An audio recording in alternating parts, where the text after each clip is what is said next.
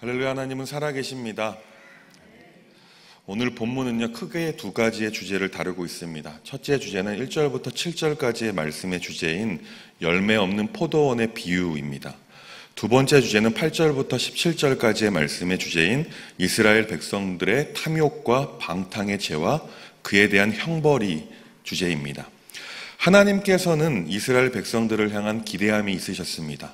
그 기대는 이스라엘 백성들이 공의와 정의를 행하는 것이었습니다. 7절 말씀을 함께 보겠습니다. 함께 읽습니다. 무릇 만군의 여호와의 포도원은 이스라엘 족속이요 그가 기뻐하시는 나무는 유다 사람이라. 그들에게 정의를 바라셨더니 도리어 포악이요 그들에게 공의를 바라셨더니 도리어 부르짖음이었도다. 분명히 하나님께서는 이스라엘과 유다에 대한 기대함이 있었다고 말씀합니다.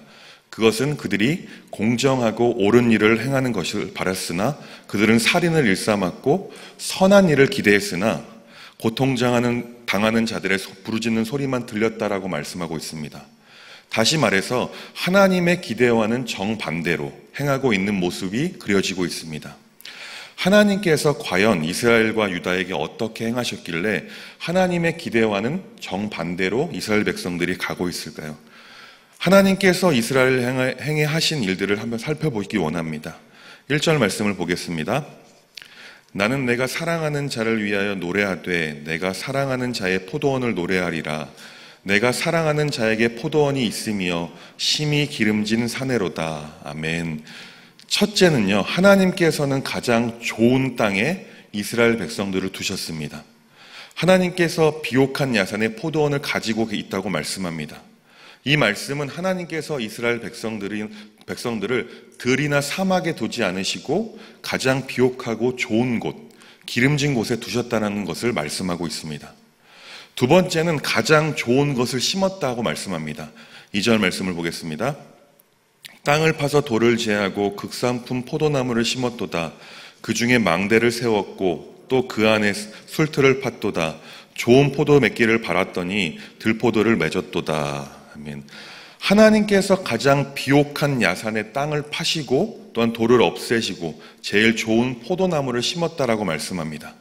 그리고 기대함으로 포도나무가 열리면 포도즙을 짜기 위해서 틀까지 만들어 놓고 기다리셨다라고 말씀합니다. 그런데 상품 가치가 없는, 도저히 시고 떨궈서 먹을 수가 없는 들포도가 맺혔다고 기록합니다. 다시 말하면 가장 좋은 곳을 선택하셨고 친히 포도나무가 잘 자랄 수 있도록 땅을 파셨고 자갈들을 골라내셨고 가장 최상의 포도나무를 심었다는 것입니다. 그리고 온갖 정성을 다했지만 도저히 먹을 수가 없는, 상품 가치가 없는 들포도가 열매로 맺혔다는 것을 말씀합니다.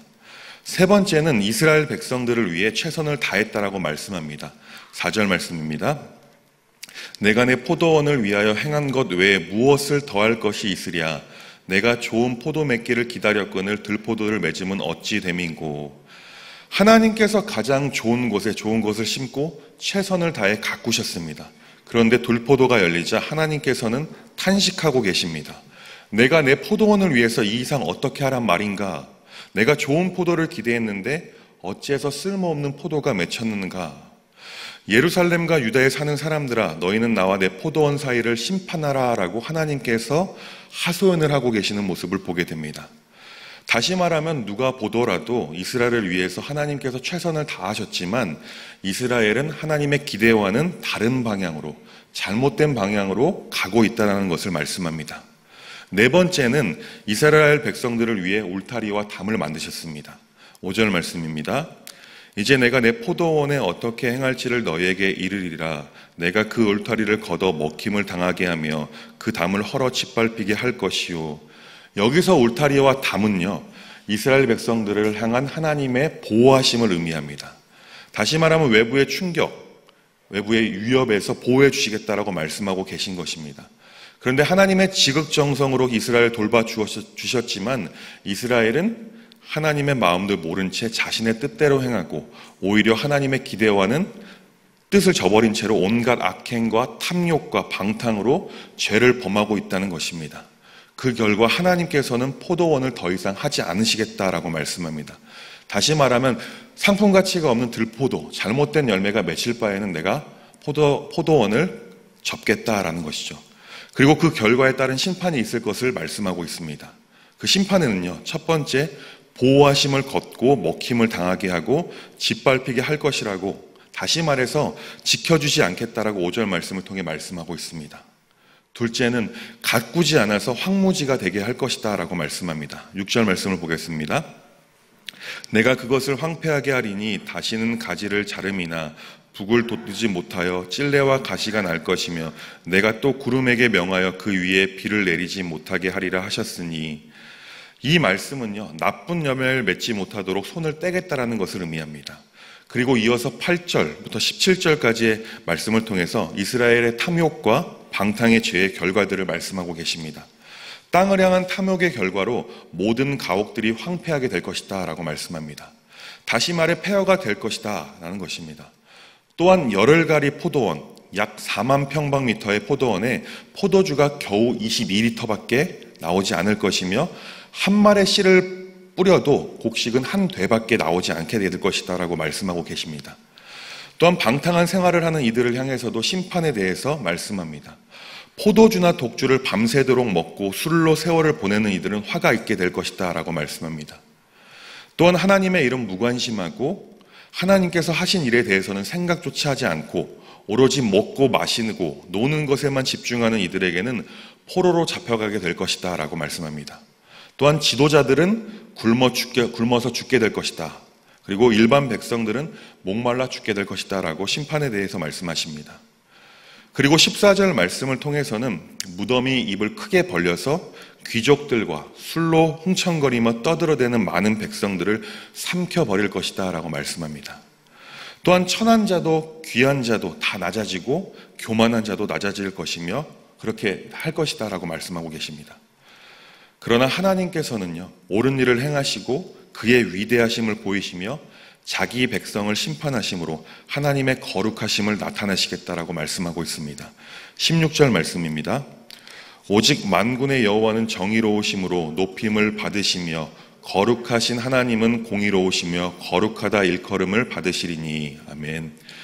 하나님의 거룩하심이 나타날 때에는 어린 양 순결한 유대인들이 폐허 가운데에서도 풀을 뜯어먹게 될 것이며 이방인들이 황폐한 부자들의 땅에서 먹게 될 것이다 라고 말씀합니다. 다시 말해 방탕하고 탐욕이 가득한, 악행이 가득한 시대 속에서 하나님의 거룩하심을 따라서 신앙을 유지하고 있는 이들을 심판의 때에 더불어 고통받지 않게 해주시겠다, 지켜주시겠다고 약속하고 계시는 것입니다. 사랑하는 법환의 교우 여러분, 오늘 본문의 말씀을 통해서 우리가 알 수 있는 것이 있습니다. 그것은 하나님께서는 우리를 지극정성으로 돌보아 주신다는 것입니다. 최선의 것으로 가장 완벽한 하나님의 때를 따라 가장 좋은 것으로, 선한 것으로 우리를 채워주신다는 것입니다. 그러나 그렇게 하나님의 은혜를 받았지만 우리에게 열매가 들포도와 같은 쓸모없는 열매가 열린다면 오늘 본문에서 기록된 심판을 피할 수 없게 될 것입니다. 하나님께서는 우리를 향한 기대함을 가지고 계십니다. 우리에게 선한 일을 원하십니다. 공정하고 옳은 일을 하기를 원하십니다. 다시 말하면 선한 일, 옳고 공정한 일은 하나님의 뜻대로 행하는 일을 말씀합니다. 즉 하나님의 뜻대로 방탕하고 어지럽고 고난의 때, 환난의 때 우리 신앙을 잘 유지하고 지켜서 또한 거룩하게 구별되어 살기를 원하신다라는 것입니다. 그러나 세상은 우리에게 속삭입니다. 다 같이 방탕하자라고 말입니다. 다 같이 더 많은 것들을 가지라고 말합니다. 그래서 다른 이들의 것들을 빼앗으라고 속삭이기까지 합니다. 그러나 이런 세상의 가치관은요, 따르지 않고 오직 하나님의 뜻대로 행하는 자들, 하나님의 가치관대로 신앙을 유지하는 자들, 그렇게 구별된 이들은 하나님께서 심판의 때에도 지켜주시겠다는 것입니다. 선택은 우리의 몫입니다. 하나님께서 우리를 향해 기대하시는 마음을 무너뜨리든 하나님의 기대함을 채우는 것은 우리의 선택에 달려 있습니다. 바라기는 하나님께서 우리를 향한 기대함을 짓밟는 사람이 아니라 하나님의 기대를 충족시켜 드림으로 하나님의 마음을 시원케 하는 모든 법환의 교우님들 되시길 간절히 소망합니다. 하나님께서는요, 우리가 좋은 열매, 아주 최상의 열매를 맺길 원하십니다. 왜냐하면 하나뿐인 독생자 그리스도를, 예수 그리스도라는 전부를 우리에게 주실 정도로 우리라는 밭에 모든 것을 쏟아 부으셨다는 것입니다. 언제나 하나님께서는 우리에게 집중하고 계십니다. 언제나 좋은 것을 주시려고 하십니다. 언제나 가장 완벽한 하나님의 타이밍에 선한 것들로 우리를 채워주실 것입니다. 또한 언제나 변함없는 사랑과 한량 없으신 은혜로 우리를 돌보아 주실 것입니다. 말씀을 맺으려고 합니다. 사랑하는 법환의 교우 여러분, 언제나 하나님의 목적은 다른 곳에 있지 않습니다. 언제나 우리 한 사람입니다. 하나님의 목표는 또한 언제나 우리입니다. 그렇게 어쩌면 우리 입장에서는 창조주가 되시는 하나님께서 또 피조물에 불과한 우리를 선택하시고 우리를 향한 기대하심은 어쩌면 조금 부담스러울 수도 있습니다. 그런데 당장 좋은 열매를 맺게 하려는 우리에게 부담을 줄 수도 있습니다. 그런 생각들도.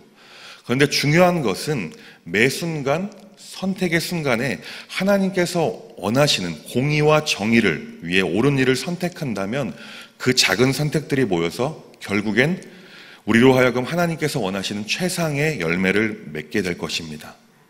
너무 많은 것을 하려는 부담감을 벗어버리시기 바랍니다. 작은 것 하나하나 하나님의 뜻을 선택하는 사랑하는 법환의 교우님들 되시길 간절히 소망합니다. 기도하겠습니다. 하나님 감사합니다. 언제나 변함없는 사랑으로 한량 없으신 은혜로 우리의 삶 가운데 가장 좋은 것들을 주시기 원하시는 하나님 감사를 드립니다. 우리에게 너무 많은 것들을 주시고 좋은 열매 맺도록 최상의 것들을 주심에 또한 감사를 드립니다. 간절히 소망하는 것은 매일 하루하루의 삶이 모여 최상의 열매를 맺혀질 수 있도록 하나님의 뜻을 선택하는 날들이 될 수 있도록 하나님 인도하여 주시옵소서. 거룩하신 예수님의 이름으로 기도합니다.